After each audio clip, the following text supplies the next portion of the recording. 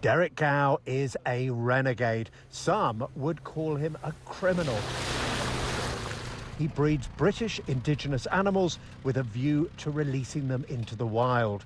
What he is doing is potentially illegal because some of the animals he breeds became extinct here hundreds of years ago, and there are laws against their release. Animals like these magnificent creatures, lynx.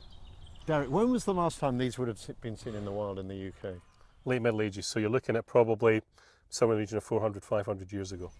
Freeing animals like this into the wild is very controversial.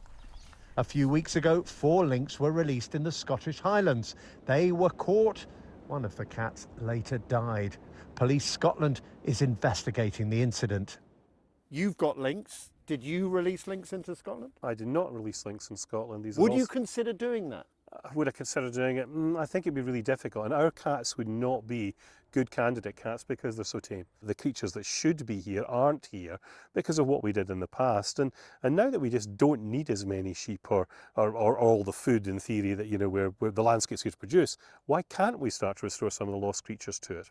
This is not just a hobby. Derek Gow's 400-acre farm here in Devon has become a centre for breeding rare species. He employs 15 people, and while he may not have any plans to release his lynx into the wild anytime soon, this place has become a hub for other covert species reintroductions.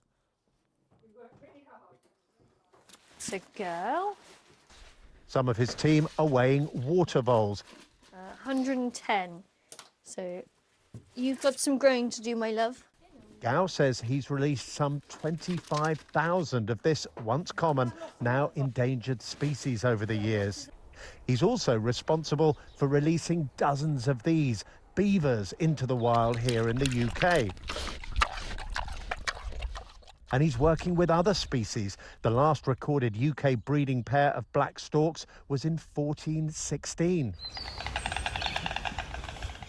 White storks were also once indigenous to the UK, but are now extinct. He's got polecats and is now breeding insects too, including these glowworms. This is irresponsible.